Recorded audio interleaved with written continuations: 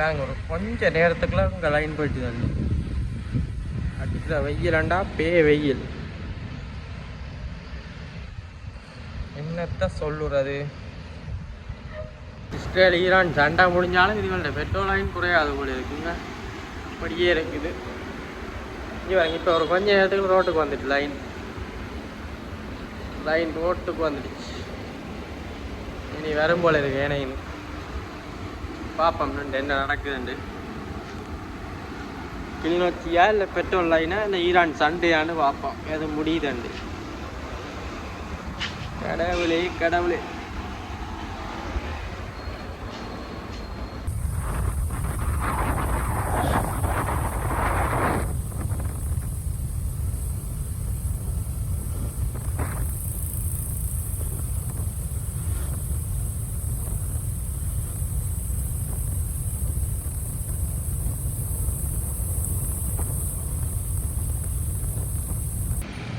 இப்படி Q நிற்கிறதால school பிள்ளைகளுக்கும் அவசரத்துக்கு போய் இல்லாது நர்ஸ் மேரன் லைனில் நிற்கணும். ஹாஸ்பிட்டல் போகாமல்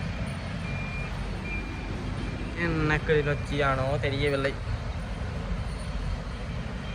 அங்கே கண்டிக்கு போயிட்டு வந்தோம். கண்டியில் பெட்ரோல் செட்டில் இருக்குது. ஆனால் சனத்திட்ட காசு இல்லை. அப்போ அளவாக தான் அடிக்கணும்.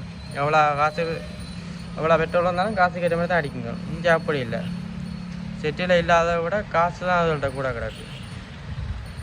அடிச்சுங்க நிரப்புதலோ தெரியா.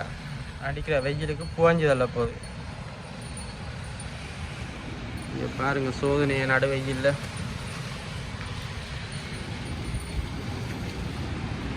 இங்கே பள்ளிக்கூட பிள்ளை வந்து எவ்வளோ பேர் லைனில் அடிக்குது. இந்த கிளிநொச்சி ஆனால் திருத்த முடியாது.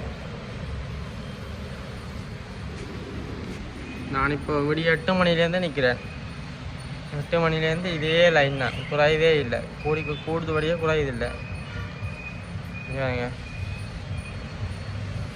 ஸ்கூல் பிள்ளைகள் நர்சிங்.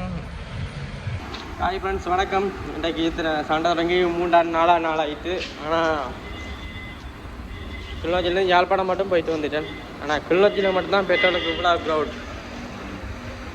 ஜலையாக பெட்ரோல் செட் பாருங்க க்ரௌட்டில். கிளிநொச்சியில் மட்டும் பல அங்காலையெல்லாம் ஒரு 1-2 பைக் தான் நிற்கிது. இங்கே லைன் அடிச்சு என்ன செய்துறதோ இல்லையா. அடிச்சு காசையை நீங்கள் ஏமாக்கி என்ன தடவை வச்சு காசை பண்ணுது. காசும் இல்லாமல் பெட்ரோலை வச்சு குடிச்சோன்றிருக்க போயிடும். தமிழன் இங்கே இருக்கு. இந்த உச்சி வெயிலுக்கு லைனை பாருங்க. கிளிநொச்சி ஏன்னா எனக்கு மின்சார பக்கத்தில் இருக்கிற இது சண்டை முடிஞ்சு இப்போ விடிய ஒரு கப்பலும் வந்துட்டு தான் இலங்கைக்கு. அதுக்கு பிறகு இன்னும் அடிக்கணும் பாருங்க. அப்படி வந்து அடிச்சு வச்சு குடிக்கத்தான் போய் நம்மளுக்கு. இது பற்றி இவங்க கூட கருத்து என்ன